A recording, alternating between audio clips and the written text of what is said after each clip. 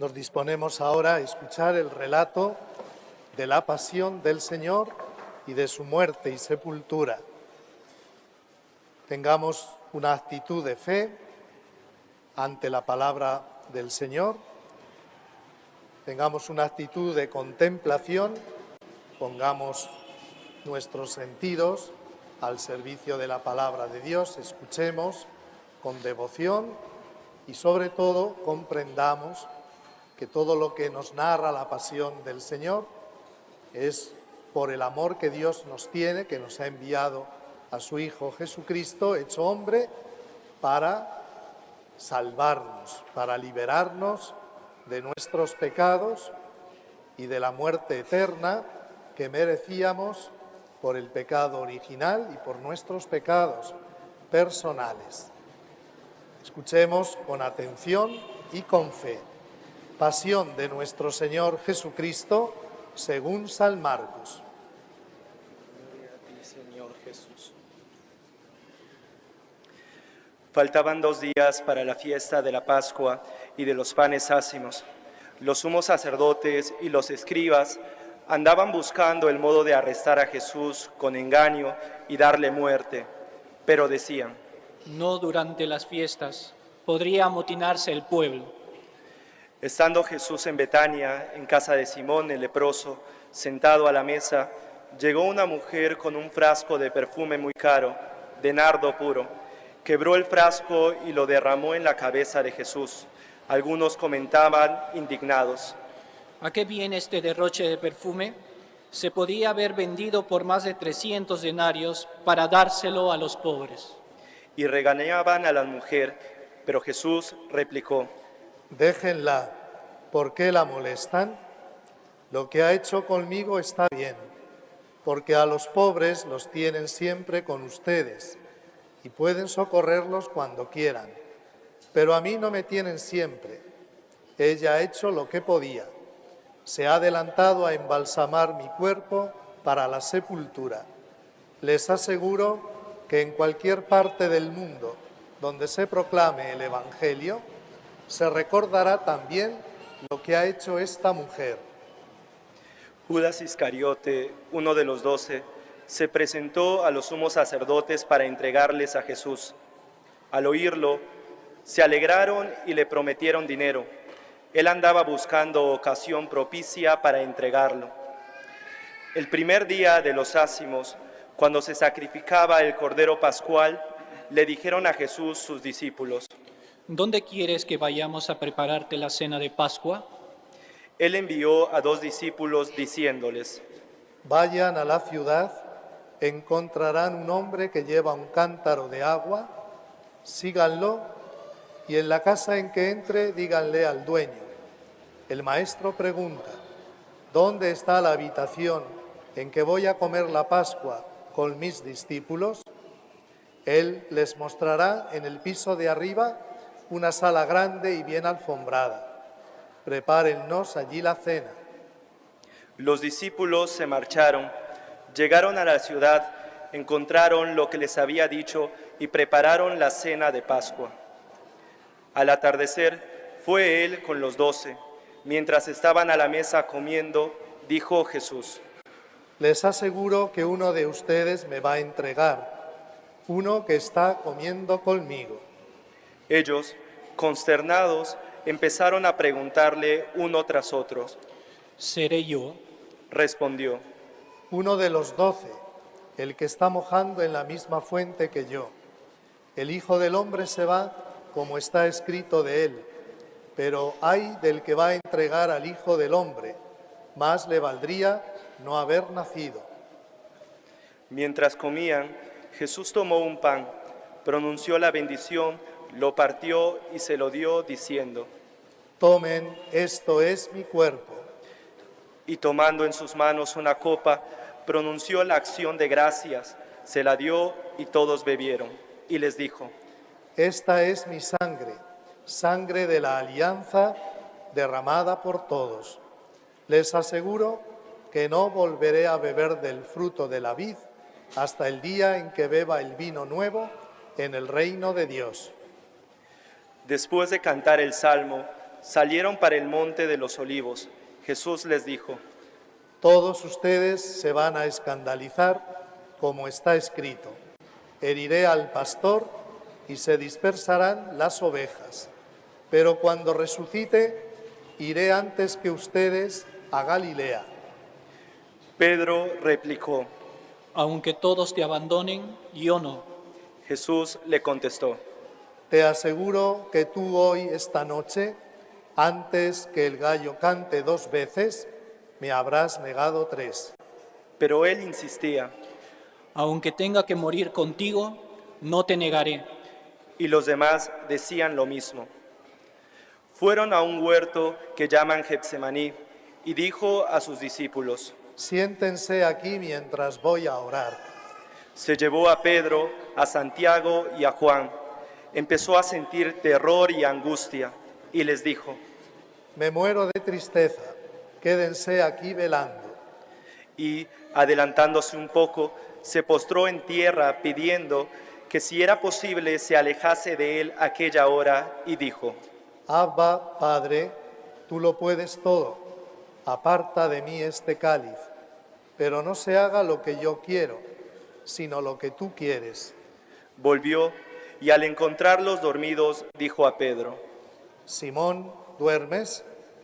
¿No has podido velar ni una hora? Velen y oren para no caer en la tentación. El espíritu es decidido, pero la carne es débil.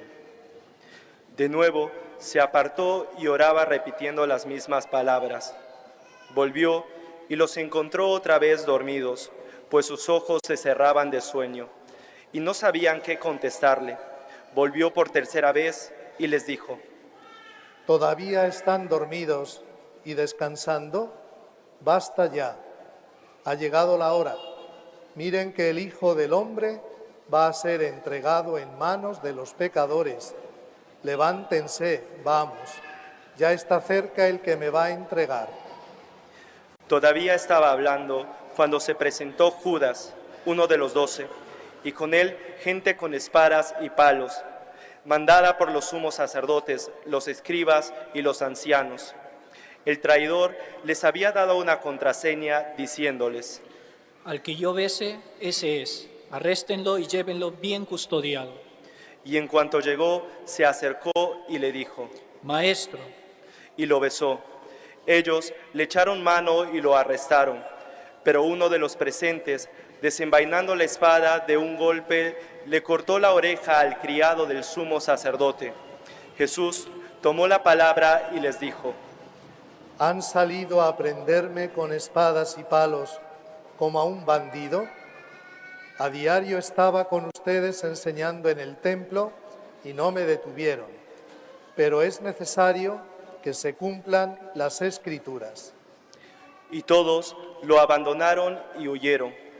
Lo iba siguiendo un muchacho, cubierto tan solo con una sábana.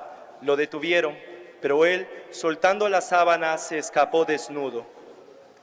Condujeron a Jesús a casa del sumo sacerdote, y se reunieron todos los sumos sacerdotes y los ancianos y los escribas. Pedro lo fue siguiendo de lejos hasta el interior del palacio del sumo sacerdote, y se sentó con los criados junto al fuego para calentarse. Los sumos sacerdotes y el Sanedrín en pleno buscaban un testimonio contra Jesús para condenarlo a muerte, y no lo encontraban, pues aunque muchos daban falso testimonio contra él, los testimonios no concordaban, y algunos, poniéndose en pie, daban testimonio contra él diciendo: Nosotros le hemos oído decir: yo destruiré este templo edificado por hombres, y en 3 días construiré otro no edificado por hombres.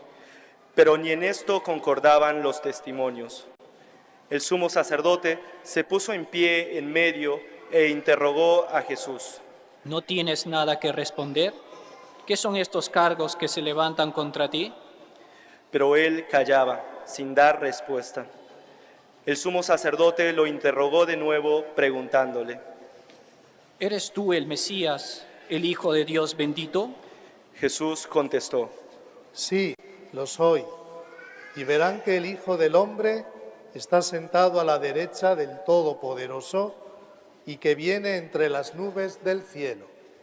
El sumo sacerdote se rasgó las vestiduras diciendo: ¿Qué necesidad tenemos ya de testigos? Han oído la blasfemia. ¿Ustedes qué dicen? Y todos lo declararon reo de muerte. Algunos se pusieron a escupirle y tapándole la cara, lo abofeteaban y le decían: Adivina, ¿quién fue? Y los criados le daban bofetadas. Mientras Pedro estaba abajo en el patio, llegó un criado del sumo sacerdote y al ver a Pedro calentándose, lo miró y dijo: También tú andabas con Jesús el Nazareno. Él lo negó diciendo: Ni sé ni entiendo lo que quieres decir. Salió fuera a la entrada y un gallo cantó. La criada, al verlo, volvió a decir a los presentes: Este es uno de ellos. Y él volvió a negar. Al poco rato, también los presentes dijeron a Pedro: Seguro que eres uno de ellos, pues eres Galileo. Pero él se puso a echar maldiciones y a jurar. No conozco a ese hombre de quien ustedes hablan. Y enseguida, por segunda vez, cantó un gallo. Pedro se acordó de las palabras que le había dicho Jesús: Antes de que cante el gallo 2 veces, me habrás negado 3. Y se echó a llorar. Apenas se hizo de día, los sumos sacerdotes con los ancianos, los escribas y el Sanedrín en pleno se reunieron y atando a Jesús lo llevaron y lo entregaron a Pilato. Pilato le preguntó: ¿Eres tú el rey de los judíos? Él respondió: Tú lo dices. Y los sumos sacerdotes lo acusaban de muchas cosas. Pilato le preguntó de nuevo: ¿No contestas nada? Mira cuántos cargos presentan contra ti. Jesús no contestó más, de modo que Pilato estaba muy extrañado. Por la fiesta solía soltarse un preso, el que le pidieran. Estaba en la cárcel un tal Barrabás, con los revoltosos que habían cometido un homicidio en la revuelta. La gente subió y empezó a pedir el indulto de costumbre. Pilato les contestó: ¿Quieren que le suelte al rey de los judíos? Pues sabía que los sumos sacerdotes se lo habían entregado por envidia. Pero los sumos sacerdotes alborotaron a la gente para que pidieran la libertad de Barrabás. Pilato tomó de nuevo la palabra y les preguntó: ¿Qué hago con el que ustedes llaman rey de los judíos? Ellos gritaron de nuevo. Crucifícalo. Pilato les dijo. Pues ¿qué mal ha hecho? Ellos gritaron más fuerte. Crucifícalo. Y Pilato, queriendo dar gusto a la gente, le soltó a Barrabás, y a Jesús, después de azotarlo, lo entregó para que lo crucificaran. Los soldados se lo llevaron al interior del palacio, al pretorio, y reunieron a toda la tropa. Lo vistieron de púrpura, le pusieron una corona de espinas que habían trenzado y comenzaron a hacerle el saludo. Salve, rey de los judíos. Le golpearon la cabeza con una caña, lo escupieron y doblando las rodillas se postraban ante él. Terminada la burla, le quitaron el manto de color púrpura y le pusieron su ropa y lo sacaron para crucificarlo. Y a un tal Simón, natural de Cirene, el padre de Alejandro y Rufo, que al regresar del campo pasaba por allí, lo obligaron a llevar la cruz de Jesús. Y llevaron a Jesús al Gólgota, que quiere decir lugar de la calavera, y lo ofrecieron vino con mirra, pero él no lo aceptó. Lo crucificaron y se repartieron sus ropas, echándolas a suerte, para ver lo que se llevaba cada uno. Era media mañana cuando lo crucificaron. En el letrero estaba escrita la causa de su condena: el rey de los judíos. Crucificaron con él a 2 bandidos, uno a su derecha y otro a su izquierda. Así se cumplió la escritura que dice: lo consideraron como un malhechor. Los que pasaban lo injuriaban, haciendo muecas y diciendo: Tú, que destruías el templo y lo reconstruías en 3 días, sálvate a ti mismo bajando de la cruz. Los sumos sacerdotes con los escribas se burlaban también de él, diciendo: A otros has salvado, y a sí mismo no se puede salvar. Que el Mesías, el Rey de Israel, baje ahora de la cruz, para que lo veamos y creamos. También los que estaban crucificados con él lo insultaban. Al llegar el mediodía, toda la región quedó en tinieblas hasta la media tarde. Y a la media tarde Jesús clamó con voz potente, Eloí, Eloí, lama sabachthani, que significa: Dios mío, ¿por qué me has abandonado? Algunos de los presentes, al oírlo, decían, Mira, está llamando a Elías. y uno echó a correr y empapando una esponja en vinagre, la sujetó a una caña y le daba de beber, diciendo, Déjenlo, a ver si viene Elías a bajarlo. y Jesús, dando un fuerte grito, expiró. Nos ponemos de rodillas para adorar al Señor que muere en la cruz para salvarnos, por amor a nosotros.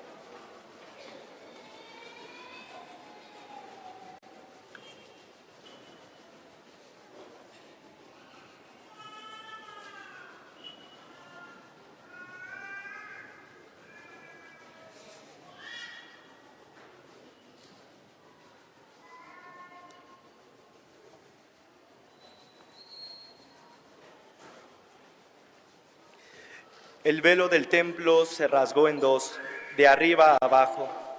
El centurión que estaba enfrente, al ver cómo había expirado, dijo, Verdaderamente este hombre era hijo de Dios. habían también unas mujeres que miraban desde lejos, entre ellas María Magdalena, María, la madre de Santiago el menor y de José, y Salomé, que cuando él estaba en Galilea lo seguían para atenderlo, y otras muchachas que habían subido con él a Jerusalén. Al anochecer, como era el día de la preparación, víspera del sábado, vino José de Arimatea, noble senador, que también aguardaba el reino de Dios. Armándose de valor, se presentó ante Pilato y le pidió el cuerpo de Jesús. Pilato se extrañó de que hubiera muerto ya, y llamando al centurión, le preguntó si había mucho tiempo que había muerto. Informado por el centurión, concedió el cadáver a José. Este compró una sábana y bajando a Jesús, lo envolvió en la sábana y lo puso en un sepulcro, excavado en una roca, y rodó una piedra a la entrada del sepulcro. María Magdalena y María, la madre de José, observaban dónde lo ponían. Palabra del Señor. Gloria a ti, Señor Jesús. Pueden tomar asiento. Queridos hermanos, después de escuchar el relato de la pasión, nosotros, ante la muerte redentora de Cristo, pues hemos de dar una respuesta al amor de Dios. El Hijo de Dios se hace hombre y le dice al Padre, tú no quieres sacrificios ni ofrendas, pero me has dado un cuerpo. He aquí que yo estoy para hacer tu voluntad. Y de esa manera, por esa voluntad que tiene Jesucristo de dar la vida por nosotros, viene a nosotros la redención, la salvación. Es el amor, la obediencia, la humildad de Jesús, el amor que da la vida, el amor hasta el extremo, porque no hay amor más grande que el que da la vida por sus amigos. Entonces, la muerte de Cristo no es la muerte de un hombre cualquiera, sino que es la muerte de Dios, del Hijo de Dios, hecho hombre. Y por eso, por la fuerza del amor de Dios, del amor humilde, obediente y que se entrega hasta dar la vida, por ese amor infinito, pues borra los pecados y la muerte eterna, el infierno en nosotros. Nosotros estábamos condenados todos a ir al infierno, pero Dios nos ha dado a Jesucristo para que eso cambie, y lo ha cambiado el Señor. lo ha cambiado. De tal manera que ahora lo que hace falta es que cada hombre, cada mujer que viene a este mundo acepte o no acepte, porque el Señor no nos salva a la fuerza. El Señor nos salva proponiendo su redención y la ha hecho posible de una vez para siempre. Pero ahora cada uno de nosotros es el que tiene que optar, es el que tiene que decidir con Cristo o sin Cristo. Y no hay otro camino, con Cristo o sin Él. Y si cada uno de nosotros dice, yo me uno a Cristo, yo creo en Cristo, yo acepto la palabra de Cristo, yo acepto la salvación que Cristo me da, entonces ya estamos en camino de salvación. Para que esa salvación sea posible y se concretice para todas las generaciones hasta el fin del mundo, pues el Señor ha fundado la Iglesia y ha dado a los apóstoles y a sus sucesores, los obispos y sacerdotes, los ha nombrado ministros de su salvación. Y el Señor pues también ha instituido los sacramentos. Son los frutos de la redención. A lo largo de esta Semana Santa vamos a ir como desgranando los frutos de la pasión, muerte y resurrección de Cristo. Nosotros seguimos ahora un Cristo vivo y aunque estamos celebrando su pasión y su muerte, la estamos celebrando para que a nosotros nos llegue la gracia de ese misterio de Cristo. Pero Cristo vive, Cristo vive. Es verdad que también el Señor, al solidarizarse con cada uno de nosotros, su pasión sigue actual, porque el Señor sufre lo que nosotros sufrimos. Por eso el filósofo Pascal decía, la pasión de Cristo durará hasta el fin del mundo. Claro, porque es cuestión de amor. Si Cristo nos ama, ¿cómo no va a sufrir por nosotros? ¿Es comprensible que un padre o una madre, viendo a su hijo sufrir, no sufra? Eso es imposible. Tendría que ser un padre desnaturalizado y una madre perversa. Si son padres normales, el sufrimiento de sus hijos lo llevan ellos en su corazón, ¿o no? ¿Es así o no es así? Pues Dios, que nos ama muchísimo más que nuestros padres y madres, en su corazón vivo, resucitado, sufre también nuestros sufrimientos. Por eso el Sagrado Corazón de Jesús, que es una imagen de Cristo vivo, resucitado, es un corazón coronado de espinas. Y esas espinas nos están diciendo, esos son tus pecados de ahora, los tuyos, los tuyos, los tuyos, los tuyos, los míos, los de cada uno de nosotros. La pasión del Señor sigue. Ya no le crucifican en la cruz, ya no lo coronan de espinas, pero es un sufrimiento moral.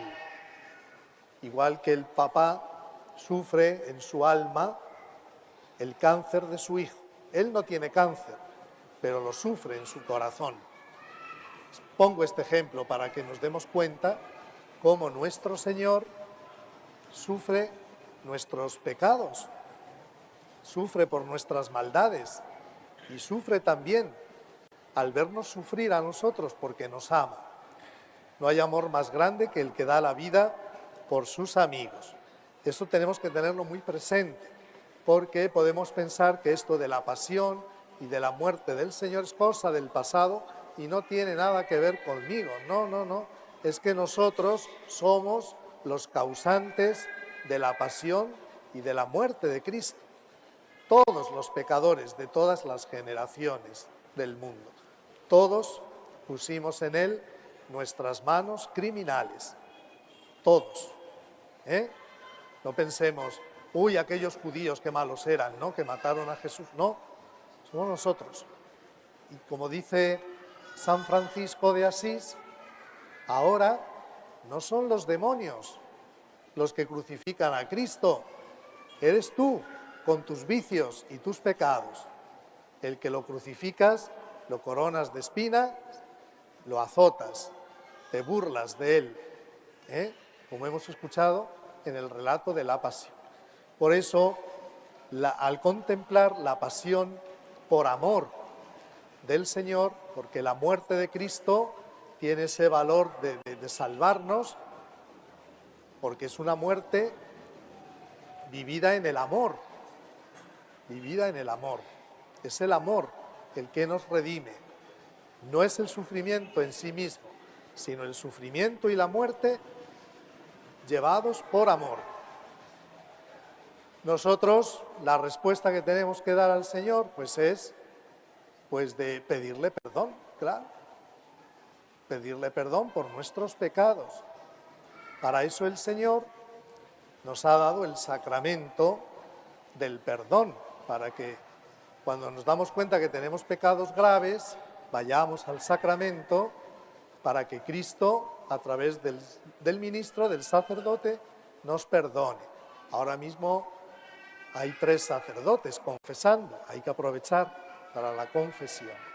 ¿Qué respuesta? Agradecer la salvación. Gracias, Señor, porque me has salvado, me has dado la oportunidad de salvarme.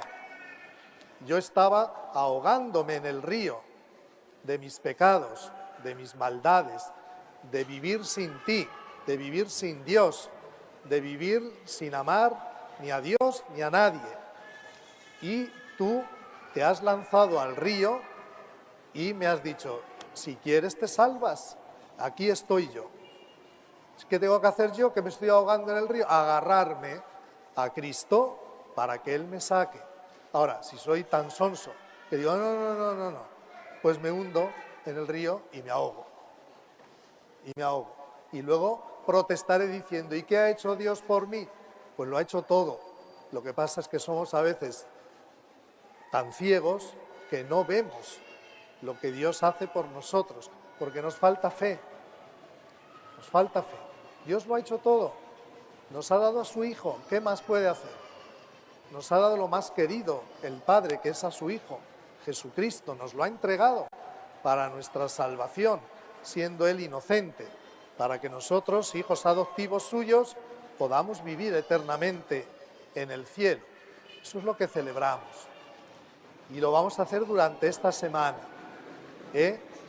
Uno de los frutos de la redención es el bautismo, la confirmación, la unción de los enfermos y el sacerdocio, los sacramentos. Los sacramentos nacen de la cruz. Por eso el martes, en la misa crismal, vamos a celebrar esos frutos de la redención. Y ahí se van a bendecir los óleos y el crisma. El óleo para el bautismo y la unción de los enfermos, y el crisma para el bautismo, la confirmación y el orden sacerdotal. Se llama a todos los sacerdotes de la prelatura para que renueven junto al obispo sus promesas sacerdotales, porque el sacerdocio nace de la muerte y de la resurrección del Señor. El Jueves Santo vamos a dar gracias por otro fruto, la Eucaristía.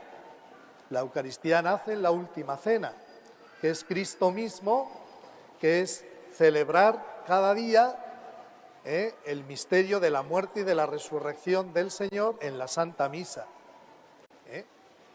Eso lo vamos a celebrar especialmente el jueves.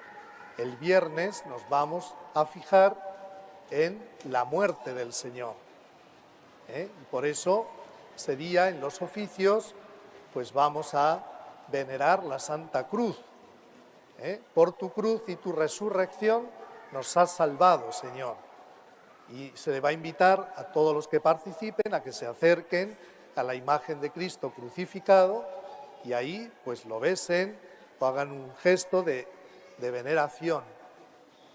Y el sábado por la noche ya vamos a celebrar la victoria de Cristo sobre la muerte eterna, el infierno y el pecado.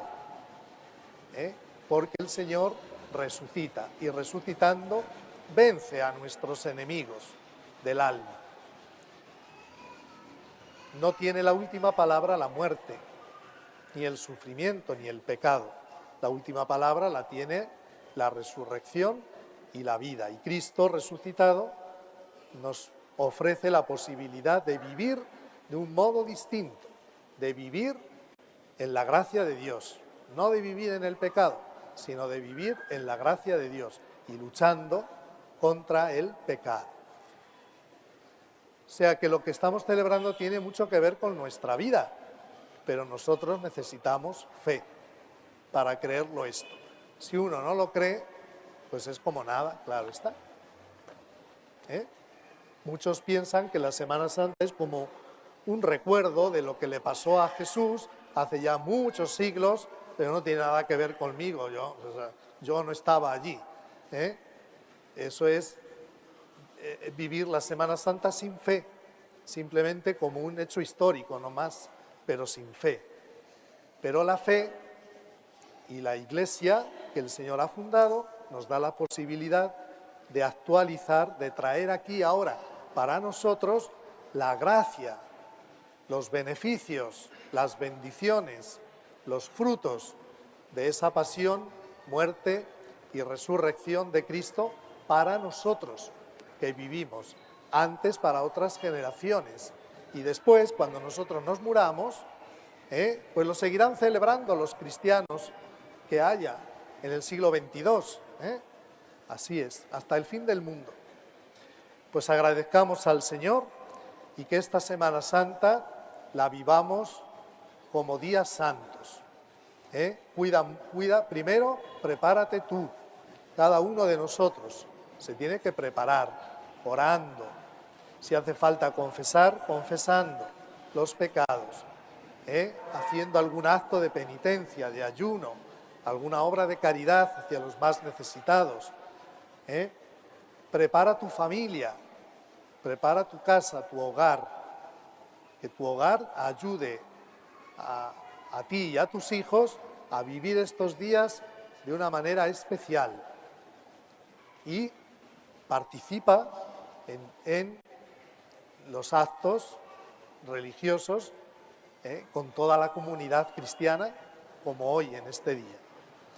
Bien, hemos venido acompañando al Señor en la procesión de los ramos. Recordar que las palmas que bendecimos tienen un significado. La palma significa dar la vida por Cristo. Cuando se representa a los santos mártires que han dado su vida por el Señor,